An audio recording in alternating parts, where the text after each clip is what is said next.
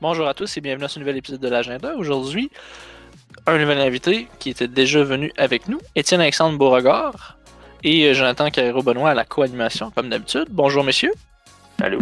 Bonjour, bonjour. Donc aujourd'hui, on a un sujet fort intéressant. Je sais que les personnes qui avaient écouté le premier balado en duo de moi et Étienne-Alexandre, ça a été un de nos balados les plus appréciés, les plus écoutés. Donc on a décidé de retourner dans nos plates-bandes, dans notre petit confort. Et on va parler aujourd'hui du nationalisme au Québec et plus particulièrement de l'affrontement politique entre la CAQ et le PQ sur ce terreau fertile-là au Québec. Quel parti qui peut le mieux représenter le nationalisme au Québec? Et là, Étienne-Alexandre est en infériorité numérique aujourd'hui. Et donc, on va essayer aussi de pas être trop méchant avec lui, là. Mais il est capable de se défendre, vous allez voir, même s'il est tout Oui, il est seul. capable d'en prendre en général. Il est capable d'en prendre, Étienne-Alexandre. Il est pas pire, il est pas pire. Mais donc, on va commencer avec ça, justement, Étienne-Alexandre. C'est ta suggestion, c'est ton sujet. Le nationalisme au Québec, quel parti qui représente le mieux le nationalisme au Québec selon toi? Je te laisse faire l'introduction, je te laisse faire la déclaration d'ouverture. Parfait. Ben, bon, comme vous le savez, je suis membre militant ex-employé de la CAQ et c'est un parti en lequel je crois pour la raison suivante. C'est que la Coalition Avenir Québec a été capable de faire dans les dernières années ce que le Parti québécois a été incapable de faire dans les 20 dernières années, c'est-à-dire aller chercher une majorité constamment pour le nationalisme. Parce que si on regarde sur le plancher des vaches, pragmatiquement, là, depuis 15 ans, qu'est-ce qu'on a eu? Ça a été une gouvernance du Parti libéral. Puis à tous les fois, c'était une autre élection, puis là, l'épouvantail de la séparation, là, faites attention, là, sinon ils vont vouloir nous séparer. Puis là, ça fait que tu as plein de gens qui sont nationalistes, que pour eux, ça devrait être le Québec d'abord, ça devrait être les intérêts du Québec qui priment, mais ils ont quand même été poussés dans la colonne libérale parce que sur cette question-là, ils n'étaient pas prêts à suivre le Parti québécois. Je m'en désole, parce que moi, vous savez, je suis un indépendantiste, mais tout de même, on s'entend que pragmatiquement, sur le plancher des vaches, ça a fait qu'on a eu 15 ans de gouvernements libéraux qui ont travaillé contre le Québec, puis qui ont instrumentalisé cette question-là pour desservir le Québec, puis finalement jouer à la carpette devant Ottawa. Là.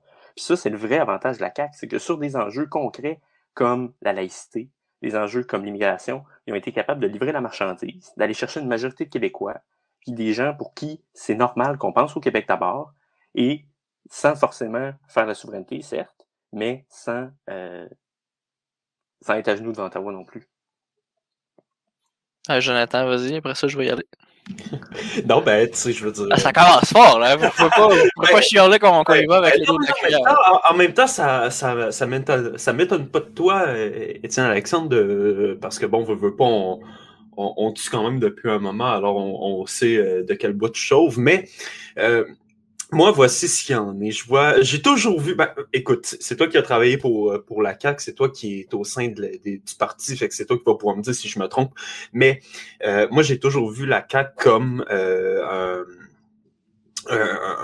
un espèce de proto-PQ, en fait, dans le sens où, tu sais, on se remet, mettons, dans les années 60 avec le PLQ. Là, Monsieur Lévesque est comme, non, vous en faites pas assez.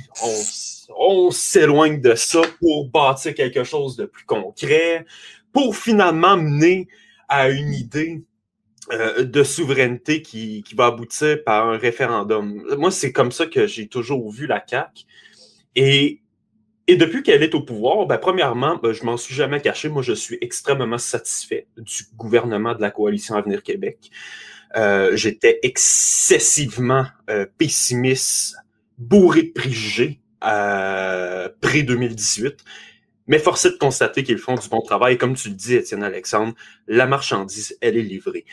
Mais, nécessairement, je veux dire, pragmatiquement parlant, pour reprendre tes propos, nécessairement, ça va amener à une remontée de la souveraineté dans l'imaginaire collectif. Je veux dire, je vois mal comment cette idée-là pourrait sitôt disparaître, advenant que la CAQ, pour la fin du mandat et pour son prochain mandat, continue sur cette ligne directrice.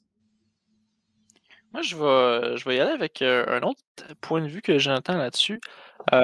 si on a à utiliser le passé pour regarder le présent, je te dirais que j'ai plus l'impression que la CAQ ressemble à l'Union nationale de Johnson père, c'est-à-dire égalité ou indépendance, mais avec l'indépendance un peu barrée. Là. C'est-à-dire que c'est un parti qui est autonomiste, très clairement. Ils le disent eux-mêmes. Le but, c'est d'aller chercher plus de pouvoir au sein du Canada, de la fédération. C'est d'aller défendre l'identité québécoise dans la fédération. Le truc étant, oui, ok, c'est bien.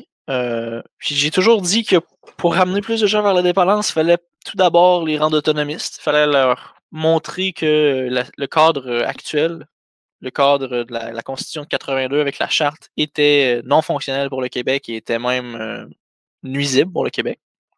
On l'a vu à plusieurs reprises, mais bon, il semblerait que les gens ne soient pas d'accord encore ou simplement ne sont pas au courant.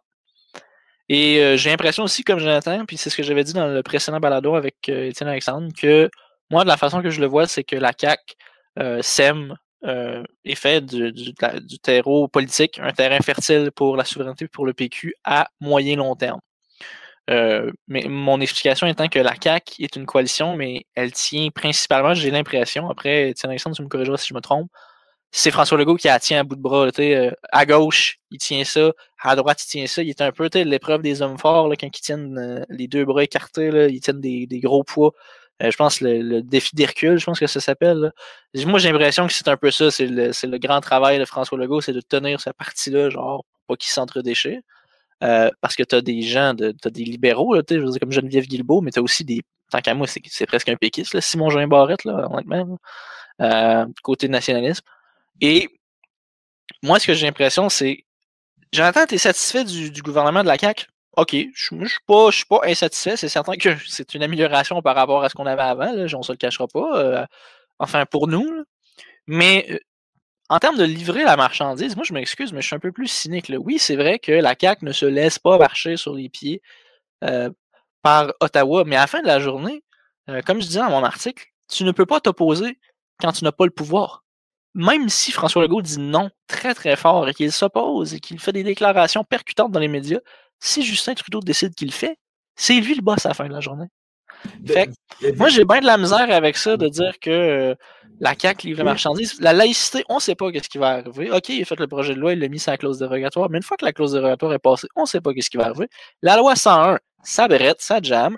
L'agrandissement de Dawson, moi, je trouve que c'est un échec.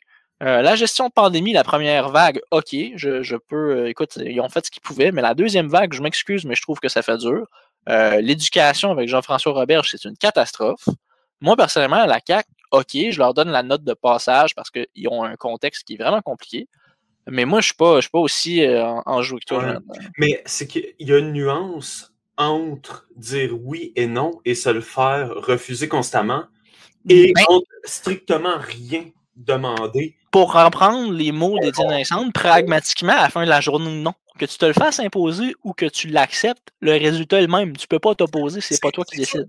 C'est sûr. Si tu me permets, là-dessus, je pense qu'il y a quand même un rapport de force que les gens qui analysent la politique sous le seul angle de la question nationale sont pas toujours capables de voir. Là-dessus, je fais référence à un billet qui a été publié sur mon blog récemment au beauregard.com, le nouveau rapport de force du Québec, où j'expliquais que la semaine où, je ne sais pas si vous en rappelez, quand tous les partis à Ottawa, là, les conservateurs, même les libéraux, ont décidé que maintenant c'est une priorité de protéger le français au Québec, puis que, la situation des anglophones du Québec n'était pas analogue à celle des francophones hors Québec, qu'il y avait vraiment une disparité entre les deux langues, puis qu'il ne fallait pas les analyser sur un pied d'égalité.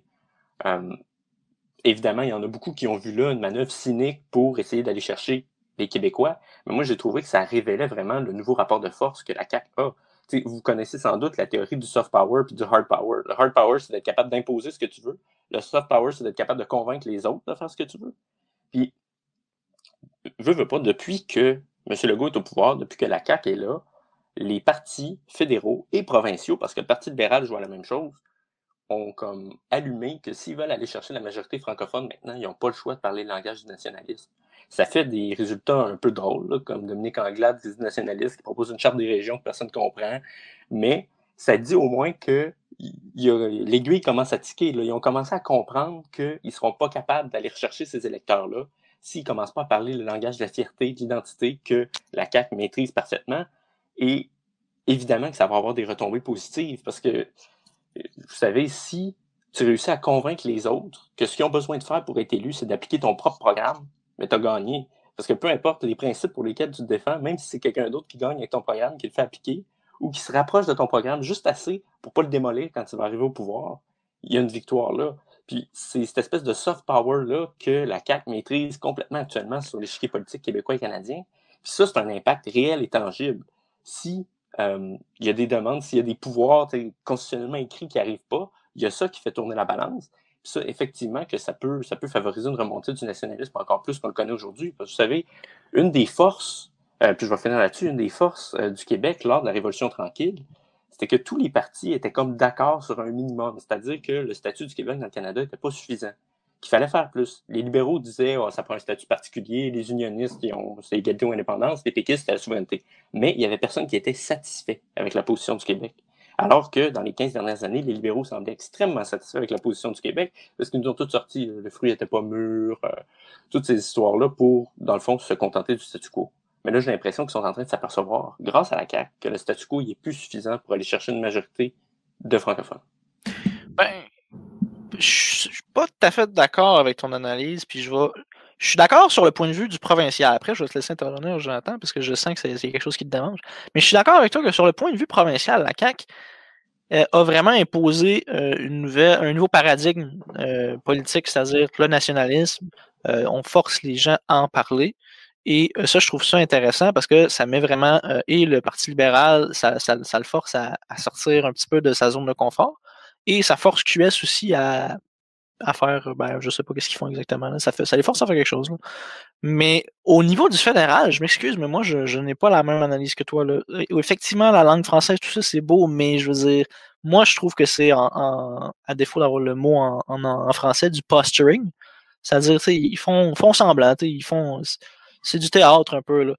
Et que quand il y a une vraie demande concrète, c'est-à-dire, par exemple, les transferts fédéraux en santé, et que là, François Legault, président de la fédération, c'est-à-dire il y a l'unanimité des provinces de son bord, demande à François Legault de hausser les transferts fédéraux en santé et et Justin Trudeau fait juste non. Après ça, François Legault dit on ne veut pas de normes dans nos CHSLD. Justin Trudeau fait il va y avoir des normes en CHSLD, on va en imposer. Je veux dire, après ça, l'armée, on a besoin de l'armée dans nos CHSLD? Non. Encore là, on se fait dire non. La loi 101 aux entreprises à charte fédérale. Ottawa dit non, préfère faire une loi spéciale sur le français de son bord, qui n'est pas la loi 101, juste pour dire qu'il ne donne pas de pouvoir au Québec. Encore une fois, le rapport d'impôt unique, ça a pris que toutes les oppositions votent pour étudier le projet de loi parce que les libéraux disaient non, encore une fois. Donc là, ce soft power-là de convaincre les gens, là, à date, je trouve qu'il ne convainc pas Justin Trudeau fort, moi. Là. Ben, tu vois, tu m'as enlevé quelque peu les mots de la bouche, mais je vais encore une fois, comme à ma bonne habitude, devoir faire l'avocat du diable ici. Il est vrai que, au moins du côté de l'opposition officielle aux communes, on perçoit sur le terrain qu'il y a un remaniement. C'est-à-dire que les conservateurs clairement tentent de percer à l'extérieur du moins de la capitale nationale et du Saguenay, de la Beauce. Mais je demeure quand même un peu de ton avis, Sam, en disant que, hormis le Bloc et les libéraux, deux partis qui se veulent de centre-gauche, ça m'étonnerait énormément que le Québec puisse un jour redevenir orange comme il l'a jadis été, ou même devenir bleu comme il l'a jadis été. Aujourd'hui, j'ai l'impression que malgré le fait qu'on soit quelque peu insatisfait des termes finaux de la Révolution tranquille, j'ai quand même l'impression qu'il y a un manque à gagner dans notre inconscient collectif, si je peux le dire ainsi, qui perce à vouloir constamment sauvegarder notre social-démocratie tout en évitant les extrêmes. Mais je suis quand même d'accord avec Étienne Alexandre sur certains points en jeu. Quand on te lit, Étienne, lorsqu'on t'écoute, t'expliques qu'il faut à un moment donné qu'il y ait une cassure concrète. Et cette cassure-là pourrait venir de la droite conservatrice, progressive. Pourquoi pas? Je ne suis pas contre. Je suis même vachement intéressé de voir ça. Mais c'est certain que vos deux positions sur la question fédérale, elle est très intéressante. Je suis à peu près d'accord avec vous deux, en fait. Mais il faut une cassure quelque part. Mais cette cassure-là, elle va venir de où exactement? Est-ce qu'elle va venir de l'Assemblée nationale ou elle va venir des communes Ironiquement, moi, je pense qu'elle va venir des provinces de l'Ouest. Avec le fameux référendum sur la péréquation, hein. Ça va ouvrir la boîte de Pandore, mais comme on n'a pas vu depuis des années. Je serais curieux de t'entendre là-dessus, mais moi je pense honnêtement que, ironiquement, le mouvement nationaliste au Québec va recevoir un coup de pouce du reste du Canada. Moi, je suis convaincu que c'est des alliés objectifs sur ces questions-là. Hein. Mais là-dessus, il faut quand même donner à César ce qui revient à César. Les libéraux fédéraux sont excellents pour exploiter les divergences qu'ils peuvent avoir entre l'Ouest et le Québec, qui sont les deux principales poches de résistance au bulldozer libéral à l'échelle canadienne, pour les monter les uns contre les autres, puis s'assurer qu'il n'y ait pas d'opposition concrète et concertée contre les projets, disons, plus centralisateurs du Canada.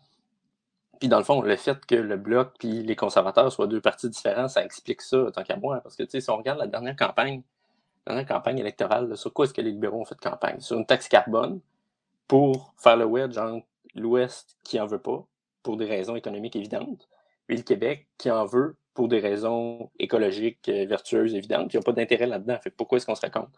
Mais techniquement, la province de Québec, la nation du Québec est contre parce qu'on a déjà notre propre... Oui, effectivement que le gouvernement Legault poursuit avec les provinces de l'Ouest là-dessus, puis c'est un bon exemple. Mais tu sais, ou sinon, sur la question de l'avortement, au Québec, c'est un consensus qui est réglé. Mais dans l'Ouest, ça a l'air que ça ne l'est pas. Même si les conservateurs n'en parlent pas, ils vont taper sur ce clou-là pour essayer de semer la bisbille, la division entre ces deux poches de résistance-là qui sont réelles face à la puissance centralisatrice libérale qui est le seul en ce moment qui est capable d'avoir un discours cohérent d'un océan à l'autre. Puis, en quelque part, c'est ça qui leur donne presque un monopole du pouvoir. Tu sais, aussi, Sam, par rapport à ce que tu disais tantôt, il faut quand même pas oublier que bon, les libéraux n'ont pas le monopole d'Ottawa, même s'ils sont au gouvernement plus souvent. Ils sont minoritaires en ce moment. Oui, ben c'est ça. Moi, je serais vraiment très curieux de voir ce qui se passerait si on avait un gouvernement conservateur mené par Aaron O'Toole en ce moment. Je pense qu'il y aurait des ouvertures intéressantes. Puis, tu sais, un peu comme Stephen Harper dans ses débuts, quoi. Il espérait avoir quelque chose du Québec, fait qu'il a réglé des choses comme le déséquilibre fiscal, il a donné, bon, tu sais, le siège à l'UNESCO, c'était pas grand-chose, mais il a essayé de faire des gestes. Bon, après ça, il a compris qu'il n'y avait plus rien, fait qu'il s'est retourné vers les banlieues torontoises. Mais si le Québec est capable au moins de montrer une espèce de bonne foi, ne serait-ce que pour que les conservateurs voient un certain avantage à le faire. Parce que c'est ça, si on revient à la théorie du soft power, il ne faut pas s'attendre à ce qu'ils fassent pour nos beaux yeux. D'autant plus que si les Québécois ne votent pas massivement pour les conservateurs, ils n'auront pas d'intérêt, à moins qu'ils pensent peut-être être capables d'aller chercher des points avec ça. Fait que à un moment donné, c'est juste tout le monde joue pour ses propres intérêts, puis il faut que les Québécois montrent que les intérêts d'Ottawa peuvent électoralement être payants, puis être récompensés s'ils donnent des choses au Québec. Bon. Disons que c'est une danse qui est dure à faire tant qu'on n'est pas souverain. Mais là, dans ce cas-là, comment se fait-il que si, mettons, là, on regarde la carte électorale à l'heure actuelle, on se rend... La provinciale ou la fédérale? Fédérale. OK, puis c'est la provinciale, on va juste voir de la CAQ partout. Oui, bon, c'est évident. Mais provinciale, fédérale, pardonnez-moi, force est de constater que c'est vraiment le Québec qui joue sur à peu près tous les couleurs possibles et imaginables.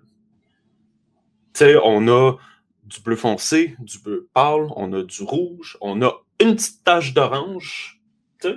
On a une belle... on est vraiment pluripolitique à ce niveau-là. Il y a juste la Colombie-Britannique qui nous bat là-dessus. Oui, effectivement, avec les Verts notamment. Mais tu sais, à quel point... Je ne sais pas comment l'exprimer, en fait, c'est que d'une part, je suis 100% certain que O'Toole serait capable de nous offrir plus que Trudeau parce que justement le passé conservateur avec Harper, comme tu l'as dit, Étienne, nous l'a bien démontré. Mais d'un autre côté, tu sais, je ne peux nier mes craintes, qu'elles soient environnementales ou simplement humaines avec les conservateurs. Tu sais, je demeure toujours dans cette espèce de crainte-là de l'espèce de droite là, qui semble assez régressive à mon avis. L'image de marque du Parti conservateur a été complètement scrappée pour toi notamment, mais pour beaucoup de personnes. Moi, c'est pas ça m'a pas affecté plus que ça, cette espèce d'image de marque là que les libéraux ont vraiment essayé de matraquer. Là. Honnêtement, ça m'a pas. Je sais pas pourquoi. Moi, ça embarque pas plus que ça. Le truc de l'avortement, moi, je le vois un peu comme la cage de mort de Philippe Couillard. Là. C'est de la foutaise. Ben, pratiquement, oui. C'est vraiment du gros n'importe quoi, là. Come on. Il n'y a pas un maudit politique qui va rentrer là et essayer de virer l'avortement de bord. Là. La Cour suprême va le virer en 3 secondes dans ses shorts. Mais alors comment ça fait-il que le discours libéral fonctionne aussi bien au Québec? C'est encore regarde où ce qui fonctionne. Il fonctionne à Montréal. Il fonctionne à la même place que le discours libéral provincial fonctionne. Il fonctionne à l'endroit où les gens ont fait sécession mentale et culturelle du reste du Québec. Montréal. Oui, mais bon, Montréal n'est pas quand même le Québec à proprement parler. Mais non, justement, c'est ce que je te dis. C'est que Montréal n'est plus vraiment le Québec. Mais, dans une bonne partie. Oui, ok.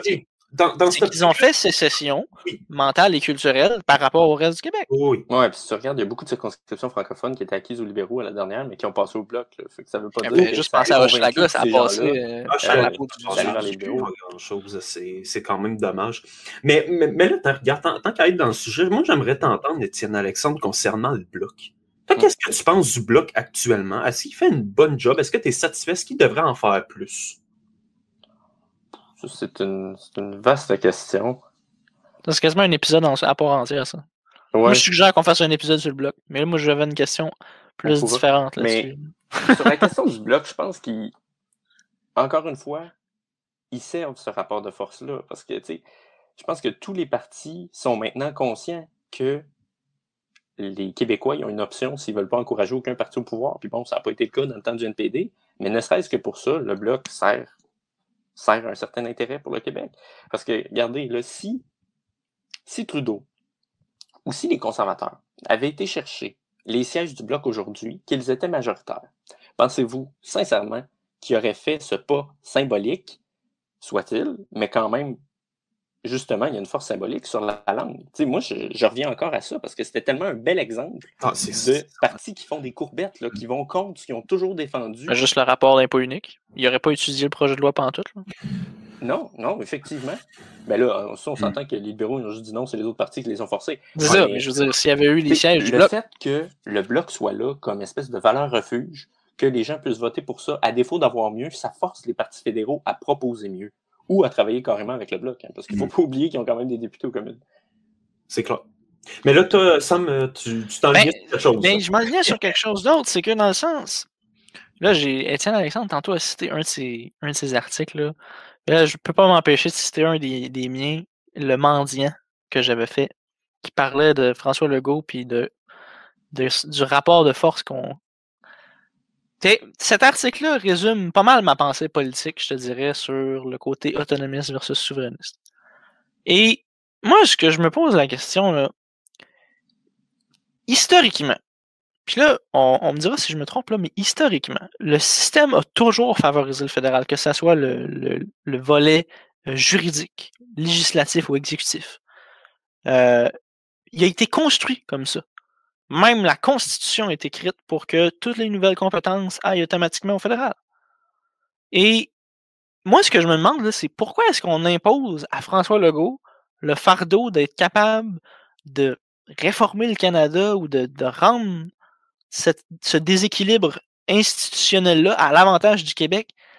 Il me semble que, tant qu'à moi, c'est juste impossible. Et c'est pour ça que je pense que à un certain moment, ce nationalisme-là de la CAQ va servir au PQ, si c'est pas déjà le cas, parce que même parce qu'il y en a beaucoup des souverainistes caquistes. Quand même, là, je sais pas quelle proportion exactement, mais je suis sûr qu'il y en a quand même au moins le tiers. Là, je veux dire, C'est 47% le dernier sondage, me semble. Ah bon, tu vois, j'étais conservateur. Fait que 47% des caquistes qui sont souverainistes, c'est ça? Fait oui. À un certain moment, c'est bien. La CAQ, c'est un peu le mouvement genre, bon, ça fait 15-16 ans qu'on est endormi, c'est le lendemain de veille de 95, on pourrait dire, où est-ce qu'on a vraiment eu mal. C'est le traumatisme de 95. On est allé un peu dans le déni, c'est-à-dire Excuse-moi, Sam, juste pour pas... le référendum de 95 quand on l'a perdu. Non, pas de ça, je parlais. C'est 35% de souverainistes à la Coalition Avenir Québec, 47% à QS, excuse-moi. Ah, ok. Bon, 35%, j'étais proche, j'avais dit le tiers. Fait que 35% de souverainistes à la CAQ. Pour en revenir où ce que j'étais. C'est-à-dire, là, on a passé 15 ans, 16 ans avec les libéraux, ou en hibernation, on pourrait dire nationaliste. Là. Moi, je dirais ça comme ça. On était en hibernation nationaliste. On continuait notre lendemain de veille de 95, où ce qu'on était un peu choqué, traumatisé. On était dans le déni un petit peu aussi. On voulait agir comme si on avait gagné, mais en étant encore dans le Canada. Puis, t'es pas trop sûr de qu'est-ce qu'on était vraiment. On est-tu une nation? On est-tu quelque chose de spécial? On est-tu juste une autre province, comme Philippe Couillard il disait? Et là, comme un rafraîchissement un peu, c'est-à-dire François Legault arrive au pouvoir et il redonne un peu un élan nationaliste. Mais historiquement, à chaque fois qu'il y a eu un élan nationaliste, ça n'a pas marché. Ça a été bloqué par la structure du fédéral et les gens se sont tournés vers l'autre option, se sont tournés vers le souverainisme. Parce que c'est un cul-de-sac, l'autonomisme dans le Canada. Le pays a été construit contre cet autonomisme-là, a été fait pour que, justement, comme Étienne Alexandre disait, qu'un parti centralisateur comme celui des libéraux, une fois qu'il réussit à passer son message d'un océan à l'autre, puisse faire avancer la machine vers une centralisation. On le voit à mesure, là, les normes dans les CHSLD, les transferts fédéraux de santé qui diminuent année après année, les nouvelles normes en environnement, puis là, on s'ostine, puis là, la taxe carbone, on enlève de plus en plus de pouvoir aux provinces de déterminer elles-mêmes qu'est-ce qu'elles font. Puis, ça ira pas en s'améliorant, là. Donc, je trouve que c'est un cul-de-sac de se dire, on va être autonomiste, tu vas juste ralentir le déclin des compétences puis des pouvoirs de Québec. Tu peux pas aller en rechercher d'autres. Tant et aussi longtemps que la Constitution actuelle est là. Ben, ouvrir la Constitution au Canada, c'est juste impossible. Tu peux la ouvrir, mais tu ne réussiras jamais à la fermer comme tu veux. Ouais, ben là-dessus, je pense qu'on arrive au cœur du sujet entre l'approche caquiste et l'approche péquiste. T'sais, quand tu dis le mendiant, je peux comprendre qu'on dit ah bon, c'est quelqu'un qui demande mais qui n'a pas de plan B. Mais à l'inverse, je trouve que trop souvent maintenant, l'approche péquiste ressemble au géant au pied d'argile parce que si tu as des demandes qui sont fermes, tu as des menaces que tu veux exécuter, mais si les Québécois ne te suivent pas, qu'est-ce que tu fais? Puis l'avantage de M. Legault, et ça, c'est probablement la qualité que j'admire le plus chez lui, c'est que c'est un fin lecteur de l'état d'esprit des Québécois qui a vraiment un lien viscéral avec notre peuple, puis avec où il en est rendu, qui est capable de comprendre ça. Puis je pense que c'est pour ça qu'il y a le succès politique qu'il y a aujourd'hui, puis qui sait jusqu'où il peut aller en matière de nationalisme pour qu'il y ait une majorité qui le suive. Parce qu'il ne faut pas oublier que la politique, ça demeure avant tout la règle de la majorité, puis surtout dans les questions constitutionnelles où on est habitué des référendums oui-non. Quand tu n'as pas de majorité de ton bord, ben, tu es baisé, là, tu peux pas aller nulle part. Puis ça, il l'a. Et je me permettrais quand même, sur la question CAQ-PQ encore, tu parlais, Sam, tantôt d'une coalition que tu voyais comme fragile. Pour avoir été à l'intérieur des deux coalitions, je trouve qu'à la lumière des enjeux qui divisent le Québec aujourd'hui, la coalition péquiste me semble éminemment plus fragile. Et je m'explique. Parce que à l'intérieur de la coalition Avenir Québec, c'est assez clair. T'sais, la majorité des gens qui soient oui ou qui soient non, c'est des gens qu'on peut globalement qualifier d'identitaires. Du moins, ils n'ont pas de malaise avec le nationalisme. Sur des questions comme les bases d'immigration, la laïcité, ça les trouble pas. Ils sont plutôt d'accord avec ça, si ce n'est complètement d'accord. Alors que, ben, au Parti québécois, c'est vraiment une coalition derrière la seule idée de la souveraineté. Tu sais, quand Paul Saint-Pierre Plamondon, le nouveau chef du PQ, arrive et qui dit « Moi, je vais rassembler tous les gens qui voteraient oui », mais il faut qu'il sache qu'il y a des gens pour qui la laïcité, c'est du suprémacisme blanc et du fascisme, et des gens pour qui c'est une question absolument fondamentale sur laquelle il faut agir. Puis, à une époque où c'est ces questions-là qui viennent le plus chercher nos pulsions, qui viennent le plus nous polariser. Et ça fait que, dans le fond, les scrutins vont souvent porter là-dessus. Là. La CAQ, la dernière élection, elle a remporté en partie sur le dos de l'identité. Puis, alors que Elle a c'est aussi ça les remporté enjeux sur qui le dos de divisent les l'incompétence Québécois, de Philippe c'est Couillard. ça les questions, oui, ça aussi, mais ça a joué. Puis, tu sais, aujourd'hui, avec toutes les questions comme la liberté d'expression, l'affaire Lieutenant Duval, qui ont beaucoup polarisé, mais c'est ces questions-là qui viennent vraiment déterminer dans quel clan tu te classes, beaucoup plus que de savoir si tu voterais oui ou si tu voterais non à un éventuel référendum. Puis, dans cette mesure-là, la CAQ est une coalition qui est beaucoup plus adaptée pour faire face à ce nouveau clivage-là qu'on vit au Québec en ce moment que le Parti québécois, qui a des gens des deux bords derrière une seule idée. Ben, au final, c'est qu'elle est de son époque aussi. Oui, exactement. Je veux dire, c'est certain. Puis tu sais, ça c'est juste un fait. Là. Tu peux pas demander à un parti vieux de plus de 50 ans de changer drastiquement pour devenir une pseudo-CAQ qui est née en 2012. 2012? La CAQ? Non. En 2011, la fondation 2011? de l'OSBL, mais bon. Donc, tu vois, tu peux pas demander à un parti vieux de plus de 50 ans de drastiquement modifier ses formules. Surtout que les structures du PQ, c'était le Cambodge. Ben, c'est ça. Bon, c'est évident, pour y avoir participé quand même, que le congrès extraordinaire de Trois-Rivières, il y a un peu plus d'1 an maintenant, a quand même donné une nouvelle donne un peu plus intéressante. Ça va de soi, mais ça reste que les fonds, les prémices, ça n'a pas changé, là. Puis là-dessus, Étienne Alexandre, t'as complètement raison, là. T'as complètement raison. Je suis complètement d'accord avec toi là-dessus, mais je demeure quand même de mon avis, et je pense que Sam, tu vas être d'accord avec moi, qu'à un moment donné, si tu veux l'indépendance de ta nation pour acquérir justement les droits et libertés qu'on nous refuse continuellement et à perpétuité à Ottawa, ben, il faut l'indépendance. Et le meilleur véhicule, ben, ça reste le PQ, tu sais, veux pas, là. C'est ce qui en est. C'est le constat actuel. À moins qu'il y ait une coalition, justement, PQ, QS, la branche indépendantiste de la CAQ, là, c'est bon. Là, on peut parler... Faire le 15 juillet de 95, dans le fond. C'est exact. Alors là, on peut vraiment parler d'une nouvelle coalition pour l'indépendance. Là, ça devient pertinent. Mais dans l'état de fait actuel, je suis d'accord avec toi, Étienne Alexandre, mais en même temps, le PQ demeure le meilleur véhicule pour l'indépendance sur papier. T'sais. Mais le truc que je pense qu'on a un petit peu on parle de nationalisme, qui incarne le mieux le nationalisme. Si on parle du nationalisme pragmatique, je pense qu'actuellement, la CAQ l'incarne mieux. Parce que, comme il dit, Étienne Alexandre, François Legault est en mode « Je sais jusqu'où les Québécois sont prêts à aller à l'heure actuelle, donc je ne les pousserai pas plus loin. » Donc, du coup, du point de vue purement stratégique, pragmatique, j'ai l'impression que la CAQ représente très bien l'espèce de nationalisme québécois de « on ne sait pas ce qu'on est, on ne sait pas ce qu'on veut, on est un peu peureux ». C'est-à-dire que on aimerait ça avoir bien des affaires, mais on aimerait ça avoir toutes les libertés, mais on ne veut pas avoir toutes les responsabilités. Et là, de ce côté-là, je trouve que la CAQ représente quand même bien le Québec et les Québécois dans son état actuel. Par contre, si on parle du nationalisme, plus l'idée même, l'éthos du nationalisme québécois, le prolongement de la fin de la Révolution tranquille, je trouve que c'est plus le PQ qui la représente actuellement. Et j'ai l'impression que c'est encore là mon point de vue que la CAQ est un peu la transition et qu'elle va se buter. D'ailleurs, la pandémie va aider à ça encore plus que ce que je pensais.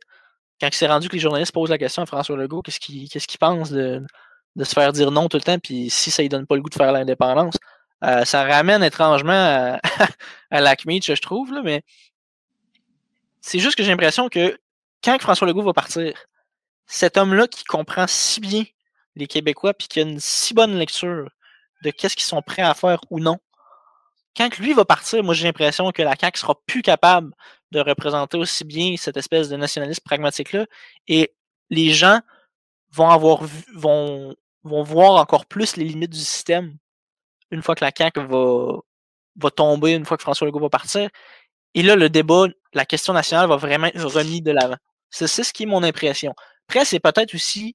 je prends peut-être mes désirs pour la réalité, mais j'ai vraiment l'impression que on le voit, là, les gens, c'est des problèmes concrets. La frontière, c'est très simple. Il y a une pandémie avec un variant dans d'autres pays.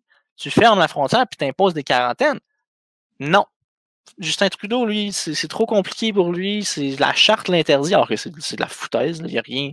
C'était très, très facilement applicable. Les vaccins, on n'est pas capable d'avoir les doses qu'on veut. On en revient toujours au même problème. On traite le PQ de parti chicanier parce qu'ils veulent faire l'indépendance. Mais je trouve que les fédéralistes, actuellement, ils ont pas mal plus de chicanes à gérer que nous autres. Là, tout le temps, tu es obligé de s'ostiner avec le fédéral pour un oui et un non. Oui, mais là-dessus, encore une fois, sur la question de qui incarne mieux le nationalisme sur le plan des idées, moi, je diverge avec toi. Je pense que, puis ça, d'ailleurs, pour ceux qui me lisent, vous savez que je fais une distinction très stricte entre indépendantisme et nationalisme. Pour moi, c'est deux questions différentes. Parce que, à preuve, on voit Québec solidaire aujourd'hui, on est capable d'avoir des indépendantistes qui sont complètement antinationalistes. Fait que, pour moi, nationaliste, c'est vraiment sur les questions d'identité. Indépendantiste, c'est sur les questions constitutionnelles. Et de ce point de vue-là, qui incarne mieux le nationalisme, c'est la CAQ. Puis moi, je vous le dis, là, vous savez, j'ai déjà été au Parti québécois dans le passé. Si je n'y suis plus, c'est parce qu'ils n'ont plus été capables d'incarner le nationalisme. Moi, quand j'ai été là, je voyais la CAQ qui prenait position pour une charte de la laïcité. Je voyais le Parti québécois qui se cachait, qui avait peur de son ombre, qui ne voulait pas se commettre là-dessus parce qu'il était encore trop traumatisé parce qu'il était arrivé avec la charte. Je voyais la CAQ qui disait on va baisser les seuils d'immigration de 20% pendant une année. C'est pas grand-chose. Mais pendant ce temps-là, je voyais Jean-François Lisée qui disait on va le dépolitiser, on va confier ça à la vérificatrice générale. T'sais, toutes les questions où tu avais besoin d'avoir une position franche, de dire oui, je vais le faire, la CAQ a livré la marchandise, alors que souvent le PQ, ils n'ont pas voulu se commettre parce qu'ils savaient qu'il y avait une base qui n'était pas toujours prête à les suivre là-dessus. Puis c'est pour ça qu'il y a une majorité de la base du PQ et même une partie de la base libérale qui, sur les questions nationalistes et non souverainistes, était prête à suivre la CAQ, puis c'est ça qui fait sa force aujourd'hui. Et à cela, j'ajoute, sur la question de la succession de François Legault, oui, il y a beaucoup de zones grises, mais je pense pas que la CAQ, c'est un château de cartes qui va s'effondrer. Pour la raison suivante, c'est que de ce que j'ai vu de la CAQ, je pense en avoir vu pas mal, il y a beaucoup de gens qui fondent ce parti-là au-delà du chef, qui le font fonctionner au quotidien, qui ont un excellent GBS, un bon gros bon sens. C'est quand tu vois c'est pas des idéologues, c'est pas forcément des idéologues, mais souvent c'est une force. Parce que les Québécois non plus sont pas des idéologues. Puis quand on voit, le citoyen moyen ne l'est pas, mais quand on voit des niaiseries, comme les affaires sur le mot nègre, qui apparemment il faudrait plus prononcer nulle part, ça prend des gens qui sont capables de dire ça n'a pas de maudit bon sens. Sans forcément avoir un grand dessin derrière ça, mais des gens qui sont capables de mettre leur poing sur la table et de dire voyons donc, vous me niaisez. Même chose pour le racisme systémique. Il n'y a pas personne qui croit à ça, mais tous les partis font des courbettes pour faire plaisir au lobby, pour qui c'est devenu important. Mais M. Legault, il a dit non, je m'excuse, c'est pas ça. Là. Puis à un moment donné, ça te prend des gens qui sont capables de dire ça. Puis ça, il n'y a pas juste François Legault qui l'a, il y a comme toute une base de la CAQ, des gens qui le font fonctionner, qui partagent ce même gros bon sens, puis cette espèce de nationalisme ordinaire qui sont capables de faire fonctionner au quotidien. Puis ça, je pense que ça va dépasser François Legault. Je pense qu'il n'en est pas le seul porteur non plus. Ça se pourrait, écoute, je peux pas, comme tu dis, t'en as plus vu de la CAQ, mais moi j'ai cette impression-là que François Legault, c'est la CAQ en ce moment, surtout avec la pandémie, il est tellement mis de l'avant. Moi, j'ai vraiment l'impression que ça va être presque impossible de faire une succession de cet homme-là sans que ça dérape. Mais à ça, je dirais qu'une chose qu'il faut s'enlever de la tête, c'est que tous les gens qui viennent du Parti libéral sont des fédéralistes indécrottables ou des antinationalistes déguisés. Là. Parce que moi, ça m'est arrivé à maintes reprises de connaître des caquistes qui venaient du Parti libéral, qui venaient de l'ADQ, avec qui j'avais beaucoup plus de points communs idéologiquement qu'avavec des gens qui venaient du Parti québécois. Ah ouais, non, c'est sûr. T'as des libéraux de l'ère Bourassa puis Dumont là, qui se reconnaissaient plus pantoute dans le parti là, avec Charest puis Couillard, là, c'est sûr. On en connaît tous des comme ça, des libéraux plus de la vieille école. Mais mon point étant, on en revient tout le temps un peu on frappe l'os, c'est-à-dire que ça dépend un peu aussi de c'est quoi notre définition du nationalisme québécois. Puis le nationalisme québécois, pour moi, c'est pas juste des questions identitaires. Et c'est là que j'ai l'impression que la CAQ pas la CAQ, parce que la CAQ, je trouve qu'ils font une distinction peut-être un peu plus que toi. J'ai l'impression peut-être que tu fais un peu fausse route de ce côté-là, à moins que j'ai mal compris ce que tu me dis. Mais moi, le nationalisme québécois dépasse de loin simplement les questions identitaires comme la laïcité, le français, puis l'immigration. Le nationalisme québécois, c'est aussi une question de notre modèle économique, le filet social, la manière qu'on gère notre société, la manière qu'on voit nos concitoyens. Et je trouve que de ce côté-là, cette façon de fonctionner-là, elle est un petit peu incompatible avec le reste du Canada. Et j'ai un peu de la difficulté à voir comment la CAQ va être capable d'incarner ce nationalisme-là économique quand, à toutes les fois, on n'a pas les leviers pour protéger nos volets d'économie. Je veux dire, on fait juste penser à l'aéronautique en ce moment, où on est encore pogné à attendre après Ottawa. On est tout le temps, ou encore une fois, on est en train d'investir dans une filiale électrique, puis le lithium et tout ça. Ottawa, sur revers de bord, investit dans l'auto électrique en Ontario pour nous faire concurrence. Une autre affaire. On a l'hydroélectricité, on veut devenir la batterie de l'Amérique du Nord, selon François Legault. Qu'est-ce qu'Ottawa surveille pour faire? Ils garantissent des prêts à Musket Fall jusqu'à ce que faillite s'en suive, puis ils vont leur sauver le derrière pour nous faire concurrence. Encore. À un certain moment, la vision même de qu'est-ce que le Québec est, pour la majorité des Québécois, quand on leur parle, c'est une nation sociale. La majorité, parce que historiquement, c'est ça depuis les années 60, là, après, vous me direz, mais c'est un Québec social-démocrate qui a des services publics forts, qui prend soin de ses plus vulnérables et qui protège son identité collective centrée autour de 3 points fondamentaux: la langue française, un dédain de la religion dans les affaires publiques et une position de minorité historique au sein d'une fédération anglophone. Moi, c'est comme ça que je le vois. Et cette identité-là que le Québec a, je m'excuse, mais elle ne peut pas survivre au sein du Canada. On le voit, le déclin linguistique est commencé, notre modèle économique est essoufflé. Après, bon, c'est sûr qu'après 16 ans d'année libérale, ça aide pas, mais les transferts fédéraux qui n'arrêtent pas d'être coupés, ça ne nous aide pas non plus. Nos industries sont moins compétitives qu'elles l'étaient avant. Notre population a des problèmes en éducation. On a beaucoup d'analphabètes fonctionnels. Notre système de santé est un champ de ruines. À un certain moment, il va peut-être falloir qu'on se revienne et qu'on se dise notre système, soit on le renie, on fait une deuxième révolution tranquille ou un autre changement de paradigme, ou on réalise qu'il y a quelque chose qui ne marche pas, puis que ça, quelque chose qui ne marche pas, c'est Ottawa. Ben, moi, là-dessus, là, je tiens à dire que le nationalisme de programmes sociaux, je n'ai jamais embarqué là-dedans et que je n'embarquerai jamais là-dedans. Tant qu'à moi, c'est la source du déclin de l'option souverainiste après le référendum de 95. Si tu regardes le discours là, des bloquistes de Gilles Duceppe, pour qui il fallait là, laver plus blanc que blanc sur l'identité, il ne faut pas en parler. La culture, c'est vilain, c'est raciste, c'est les votes ethniques, il faut taire ça. Puis à la place, on va aller prêcher nos programmes sociaux partout au Canada, dire que l'identité québécoise, c'est rien qu'une espèce de corporatisme avec des grands sommets. Puis des programmes d'assurance parentale plus généreux, là, franchement, voyons, c'est tellement réducteur. C'est comme s'il n'y avait rien qui avait existé avant les années 60. Puis j'ai l'impression justement que la CAQ est capable de coller la bullshit là-dessus, là, je veux dire.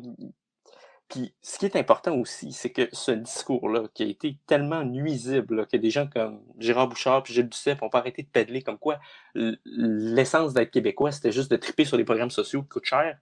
Ça a tellement fait fuir des gens, tu sais, toutes les régions là, qui étaient libérales avant, qui maintenant sont caquistes. Tu sais, si on pense à la Beauce, si on pense à, bon, peut-être plus l'Outaouais dans une certaine mesure, l'Estrie, qui ne voulait pas rien savoir de la souveraineté, qui était aussi plus à droite sur les questions économiques. Puis qu'eux autres, quand la souveraineté, c'était juste et le nationalisme, quand c'était juste un projet de barbu gratuit de guitare, voire socialiste, là, si on y va jusque dans la caricature d'Elvis Gratton, ils ne voulaient rien savoir. Mais quand il y a des questions de défendre une identité culturelle distincte, ce que tous les Québécois partagent vraiment, parce que c'est pas vrai que pour être Québécois, il faut triper ses programmes sociaux. Moi, j'en connais plein des Québécois qui veulent rien savoir de ça, puis c'est pas moins des Québécois pour autant. T'sais, définir l'identité autour de ça, puis penser que c'est un pilier de l'identité, c'est un choix légitime qui a été fait, qu'on peut apprécier, qu'on peut ne pas apprécier, mais est-ce que c'est ça qui définit un Québécois? Moi, j'ai énormément de misère. Puis, pour De moi, là, le mon point de nationalisme ne vue, s'étend de là, pas mon point de jusqu'aux vue que le programmes sociaux. nationalisme englobe tout ça. Le contrat social québécois inclut ça actuellement. Mais comme je te dis, ça pourrait changer. Mais en ce moment, au Québec, généralement, quand on voit, on entend parler, par exemple, que Québec donne des contrats à des compagnies étrangères. Premier réflexe des gens, c'est pourquoi on n'a pas donné ça à des compagnies de chez nous? Il y a cette espèce de... Mais là-dessus, il faut faire la distinction aussi parce qu'il y a une différence entre nationalisme économique, faire travailler des gens chez nous, c'est une espèce de bail québécois acte pour que les contrats gouvernementaux aient en priorité à des entreprises locales, puis penser que les programmes sociaux font partie de notre identité, parce qu'il y a une différence entre le filet social puis le nationalisme économique dans le sens de encourager les entreprises de chez nous. Là, Oui, je pense qu'il y a une distinction assez claire. je suis d'accord qu'il y a une distinction, mais ce que je veux dire, c'est que ce réflexe-là de nationalisme économique, de vouloir protéger les gens de chez nous, puis là, à ce moment-là, c'est des emplois qu'on veut protéger, mais il y a aussi, tu sais, les scandales avec la DPJ, ça vient chercher. Puis là, tu me diras, c'est pas juste québécois, là, quand ça touche aux enfants, tout le monde est là-dessus. Soit. Mais la DPJ, là, quand elle a été créée, c'était quand même une avancée. Le droit des enfants, quand c'est René Lévesque, si je ne me trompe pas, ou c'est Robert Bourassa, je me souviens jamais. C'est un de ces deux-là qui l'a fait. On était des précurseurs mondiaux dans ce domaine-là. Tu sais, on a des avancées au Québec dans ce filet social-là. Hein. Je tiens à préciser, je dis pas que c'est une mauvaise chose. Non, je l'avais compris. Puis je pense pas qu'il faut réduire les gens qui sont contre à être pas des Québécois, mais je pense que c'est important de dire que dans notre nationalisme, la vision du Québec, à l'heure actuelle, la majorité des Québécois sont d'accord avec le contrat social actuel et cette vision du Québec-là. Et ça c'est dans leur nationalisme, selon moi. Et c'est pour ça que les gens, même les non-souverainistes, là, on s'entend qu'il n'y a pas le niveau de confiance envers Ottawa n'est pas tellement haut. Là. Il y a un certain degré de méfiance envers le fédéral. Je ne sais pas si je suis le seul à avoir remarqué ça, là, mais il y a plusieurs. Si on demande aux personnes, voulez-vous un rapport d'impôt unique, les gens vont probablement dire oui, parce qu'ils sont en train de remplir 2 papiers. Puis là, si on leur dit que ça va juste être à Ottawa, pas sûr que le pourcentage va être aussi élevé que ça. Là. Non, tu as raison. C'est quelque chose qui est au cœur de la conscience politique québécoise de vouloir que ce soit géré. Puis, tu sais, meilleur exemple, si tu demandes aux gens dans la rue, c'est qui ton premier ministre? Moi, je suis prêt à te gager qu'il y en a 60% et plus qui vont dire François Legault, particulièrement en temps de pandémie. Parce que, veux pas, là, écoute, comme disait Maurice Duplessis, c'est le salon de la race, hein, la seule assemblée où les Québécois sont majoritaires. Bon, évidemment, race, c'est un mot vieilli, mais ça décrit quand même la réalité, là. On va laisser Joe intervenir parce que ça fait un bout qu'on s'ostine juste au plus loin. Non, mais tu sais, moi, de toute façon, j'adore entendre ce genre de débat-là. Ça me fait penser un peu... En fait, j'ai réfléchi. Et je me rends assez rapidement compte en vous entendant, les gars, sur vos désaccords et accords que, légitimement, on se veut être un État-nation, tu sais. Qu'elle soit canadienne ou indépendante, on veut que l'État québécois soit un État-nation. Et c'est la façon d'y arriver, d'achever ça, qui n'est pas encore pleinement exploité, tu sais. Vous avez un désaccord profond sur le filet social, comme on a pu l'entendre. Mais nécessairement, la façon dont l'État québécois fonctionne, ce filet social-là doit exister, mais évidemment, doit être réformé. Et c'est là où je pense, bon, dis-moi si je me trompe, ou toi, Sam, tu es beaucoup plus... tu es un peu, en quelque sorte, le promoteur du statu quo à ce niveau-là, alors que toi, Étienne Alexandre, pour prendre encore une fois un mot vieilli, comme tu le dis si bien, tu es un peu un révisionniste sans la question. Est-ce que je me trompe? Moi, je tiens à préciser que je ne mettrais pas la hache dans les programmes sociaux, mais je dis que ça ne doit pas définir l'identité québécoise, puis de penser que ça fait partie intégrante de l'identité, puis que notre nationalisme, c'est de défendre les programmes sociaux, c'est de faire une erreur majeure. Sans toutefois avoir de position sur le fait qu'il faut le couper dedans. C'est pas du tout de ça que je pense. Moi, mon option, c'est pas. Je suis pas non plus fan du statu quo. Là. Je trouve qu'il y a des abus assez faramineux dans la fonction publique. Là. Puis moi, je te ferai une commission d'enquête là-dedans pour établir des ratios pour qu'il n'y ait plus 50 fonctionnaires dirigés par 40 cadres. Là. Ça fait pas de sens. Là. Mais moi, de mon côté, de mon point de vue, c'est que le contrat social québécois, le nationalisme québécois inclut ces programmes sociaux-là. Après, comme Étienne Alexandre, là-dessus, on n'est pas d'accord, mais c'est une vision différente. Puis dans les deux cas, on arrive à la même conclusion tous les deux que, effectivement, c'est ma compréhension, dans les deux cas, on veut le plus de liberté et d'autonomie possible pour le Québec. C'est juste qu'on n'est pas nécessairement d'accord sur la manière de l'obtenir. Quoique, Étienne Alexandre, tu es aussi un indépendantiste, mais tu penses juste pas que il faut aller à la guerre en campagne électorale sur le cheval de l'indépendance. C'est ce que j'en comprends. Tout est plus dans... Tu préfères y aller avec un autre véhicule, c'est-à-dire celui de l'autonomisme, puis d'aller faire des gains ici et là, puis d'augmenter l'autonomie au sein du Canada. Mais ma position là-dessus est ambiguë quand même. Mais moi, je vous dis quand même, si on veut reparler du Parti québécois, on peut reparler de la course à la chefferie qu'il y a eu récemment. je pense sincèrement que pour adapter l'idée de souveraineté au clivage qu'on vit aujourd'hui, la meilleure personne, c'était Frédéric Bastien. C'est quelqu'un pour qui j'ai une estime incroyable, c'est très rare, avec qui c'est très rare que je suis en désaccord. Puis je pense que, bon, peut-être qu'au niveau du charisme, il n'y a pas tout ce qu'on s'attendrait d'un chef, mais au niveau des idées, il était direct dessus. Puis sincèrement, je pense que ce discours-là aurait été fécond pour faire renaître le Parti québécois, pour faire de lui une espèce d'option de rechange pour les Québécois par rapport à la CAQ. Parce qu'encore une fois, si on parle de soft power, ben, la pression, elle ne s'exerce pas juste sur les autres, elle peut s'exercer sur le parti aussi. S'il y a une autre option qui est, disons, plus radicale sur les questions d'identité, les questions d'immigration, qui sont le pain et le beurre de la CAQ, mais ça va le forcer à ne pas prendre ces gens-là pour acquis, puis à continuer de taper sur ces clous-là. Parce que je pense qu'on se fait des illusions si on pense aujourd'hui que le Parti québécois est un parti de gouvernement. En tout cas, moi, je ne le vois pas venir dans les prochaines années, mais il peut avoir une contribution extrêmement pertinente pour, justement, garder la CAQ in check, comme on dirait en anglais, puis s'assurer que le parti ne renie pas ses promesses, puis aussi qu'il ne pense pas que les nationalistes sont pris pour acquis, parce que ça, ce serait dommage. Puis c'est ça le danger qui guette les Québécois puis le nationalisme, c'est le PQ dehors au gaz. C'est quand même vraiment pertinent ce que tu viens de dire. Dans la mesure où, tu sais, en 2022, bon, peut-être que je suis un peu candide, là, je ne sais pas, mais c'est vrai que voir la CAQ au pouvoir, parce qu'on ne se fera pas de cachette quand même, là, mais de voir le PQ comme exemple, l'opposition officielle, là, par contre, ça devient quand même quelque chose de vachement intéressant sur l'échiquier politique, là. C'est probablement mathématiquement impossible, par contre. Effectivement, ça... Moi, je te dis, des situations comme ça, là, ce serait plus, mettons, les libéraux qui gagnent à l'arraché, la CAQ qui est comme 5-10 comtés derrière parce que c'est des comtés que le PQ a gagné. Ça forcerait le parti à faire « OK, shit, faut qu'on qu'on y repense. » Là, moi, je pense que la CAQ et le PQ, c'est comme l'eau et l'huile. Ils pourront jamais les deux être en position de force en même temps. Non, exactement, parce qu'ils ont les mêmes électeurs. Je veux pas, ils ont les mêmes électeurs. C'est un peu comme...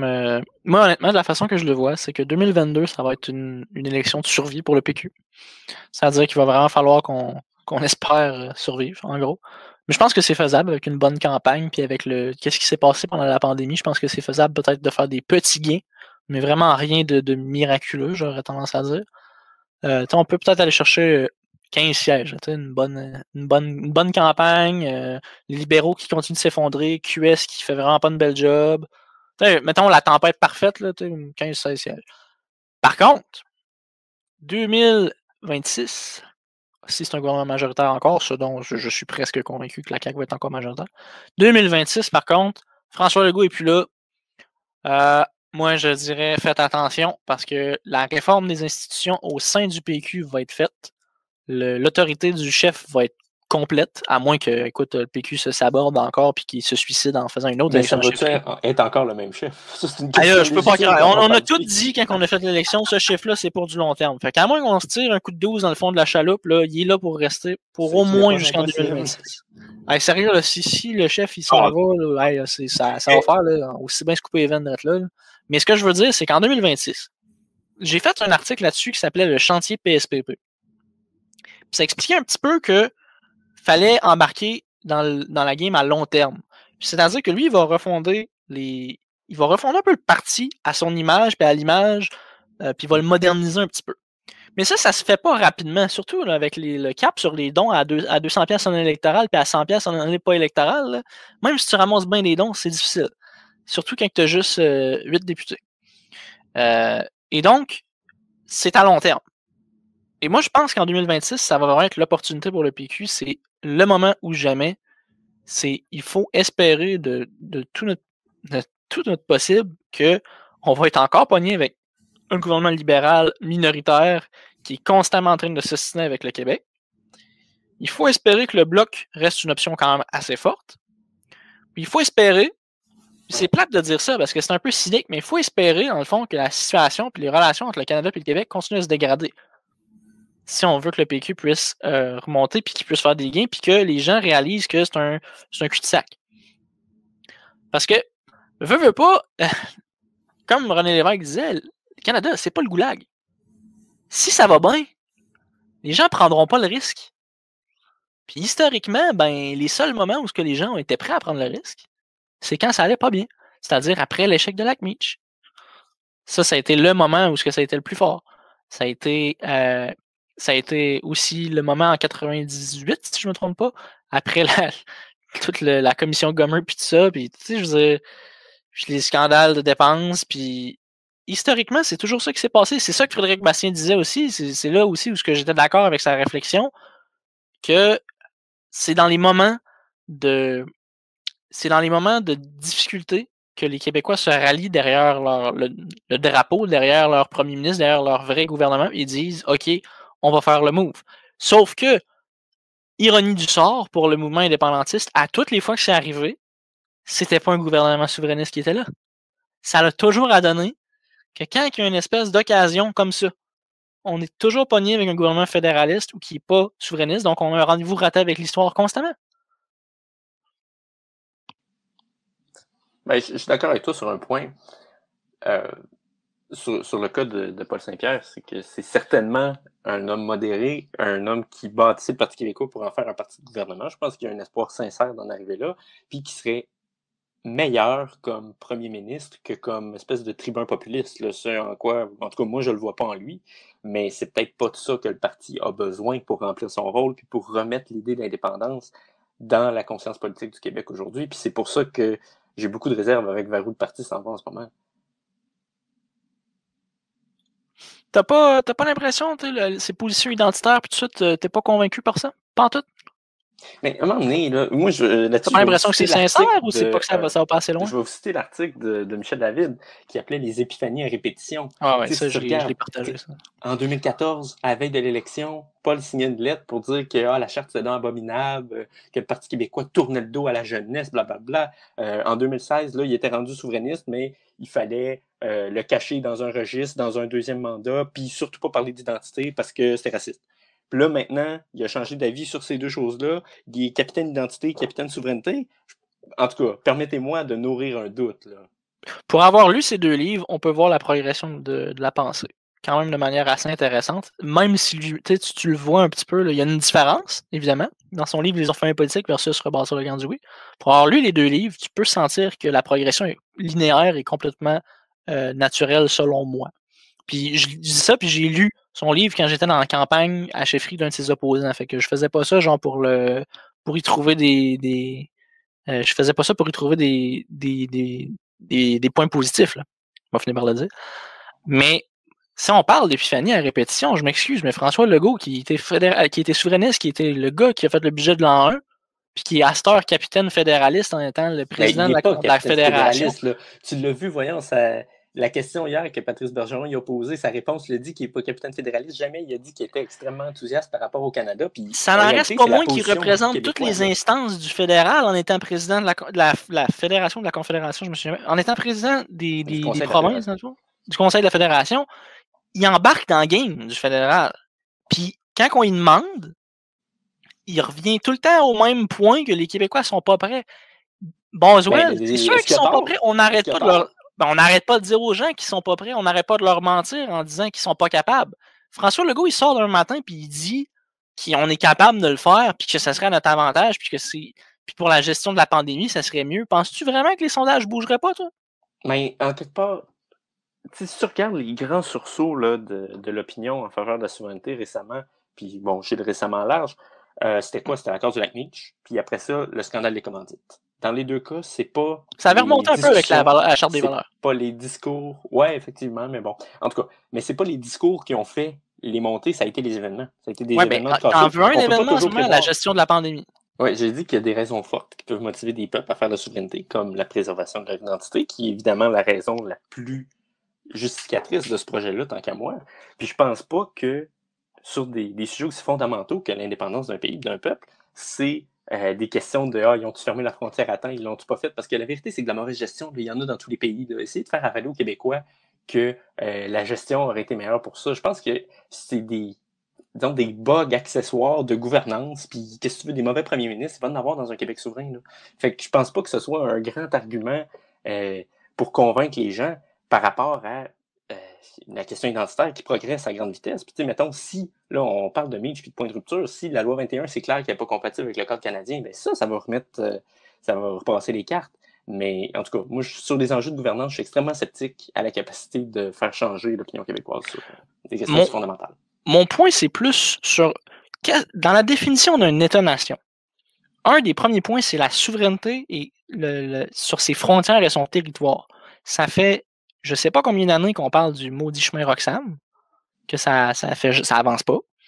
Puis là, on a un autre exemple flagrant qu'on n'a aucun contrôle, aucune souveraineté sur notre propre territoire, quand on était pogné pour demander la permission à 2 autres provinces pour se rendre ces îles de la Madeleine. Après ça, on a demandé, je sais pas combien de fois, de fermer les frontières pour empêcher le virus de rentrer. Encore une fois, ça a été un non. C'est juste un autre exemple très concret d'un truc que les gens n'ont pas conscience, dans 99% du temps, de qu'est-ce que le Québec ne peut pas faire en n'étant pas un pays. Et depuis 95 que les gens se disent, on va agir comme si on était un pays, on a perdu, mais c'est pas grave, on va faire comme si on n'avait pas perdu, puis on va agir comme bon nous semble à l'intérieur du Canada. Qu'est-ce que tu veux qu'ils fassent anyway? Ben, apparemment qu'ils peuvent en faire pas mal quand c'est le temps de décider pour nous autres. Ils décident pour nos vaccins. Ils décident s'ils nous laissent l'armée pour sauver nos vieux. Ils décident s'ils ferment les frontières pour laisser rentrer le virus puis s'ils font rentrer du monde en quarantaine. Ils décident si tu peux aller sur tes propres îles puis ton propre territoire. Moi, je commence à trouver qu'ils décident pas mal d'affaires. Puis après ça, on en revient toujours au même point. Les gens, à un certain moment, peuvent pas continuellement se mettre la tête dans le sable puis faire genre non, Ottawa n'a pas tant de pouvoir que ça. Ottawa a du pouvoir. Puis c'est pas un bras de fer. Là. Les gens visualisent Ottawa puis Québec comme étant un bras de fer, là. Mais c'est pas vrai. Ottawa, c'est le grand frère, puis Québec, c'est le petit frère.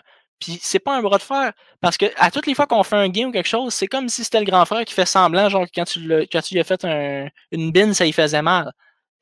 Tout le système est construit en sorte que le fédéral est toujours en position de force quand il négocie avec le Québec. C'est la nature de la fédération. C'est une réalité économique, démographique, politique. Ils ont plus de citoyens, plus de pouvoir économique, plus de sièges. À un certain moment, on ne peut pas rien faire d'autre que demander, quémander, puis espérer que Ottawa nous donne ce qu'on veut. J'ai-tu droit à un dernier droit de réplique avant qu'on finisse? Ben oui. OK. Mais, écoute, intellectuellement, Sam, t'as raison. Là. Je veux dire, évidemment que t'as raison. Mais l'affaire, c'est que quand même, ce discours-là n'a pas percolé dans la population, manifestement. Parce que si tu regardes aujourd'hui, il y a entre comme 27 et 35% du monde qui voterait oui. Fait que clairement qu'il y a dû avoir un bug de communication. On est à 40% qui est répartition des indécis. Là. Ouais, beaucoup de répartition des indécis, mettons. Mais. Pas si pire, 40. Là. Ouais, mais si tu vois sur la question de la frontière, je pense que toutes les applications de la frontière et de ce discours-là ne sont pas les mêmes. T'sais, si tu parles du chemin Roxham, là, bing, tu touches un air, ça parle aux gens. C'est la question de l'identité, c'est la question pour laquelle les gens, instinctivement, ils savent que la souveraineté, c'est une solution à ça. Fait que ça, je te dis, là, si il y a un référendum demain matin que les gens font campagne là-dessus, ça va pogner. Mais si tu t'embarques dans des enjeux de gouvernance, des enjeux qui ne sont pas compréhensibles, des enjeux qui ne sont pas liés à la raison fondamentale de faire du Québec un pays, c'est-à-dire de préserver notre identité, bâtard, ben peut-être que ça ne marchera pas. Puis j'aurais tendance à dire que ça ne marche pas depuis 15 ans de parler d'enjeux bureaucratiques et administratifs pour essayer de justifier un projet qui n'est pas bureaucratique ni administratif. Depuis 15 ans, on n'a juste pas parlé. Là. Ah, ben c'est ça. On a eu le lendemain de veille de 95, on a été traumatisés, on a eu peur, au point où je pense que les souverainistes avaient plus peur d'un troisième référendum que les fédéralistes. Mais grand bien, Dieu bénisse François Legault, en bon laïc que je suis, parce que là, lui, il instaure la peur un peu de ça avec ce discours-là, ce double discours, je trouve. Là, justement, quand tu parles de soft power, ça, je trouve que c'est intéressant parce qu'il nous donne un levier au PQ pour dire, regardez, il va faire, s'il fait pas de gain, ça veut dire que ça prend l'indépendance. Puis c'est là un peu que je parlais de l'espèce de situation, genre, où c'est un peu comme l'eau puis l'huile, où ils pourront jamais les deux être au pouvoir en même temps.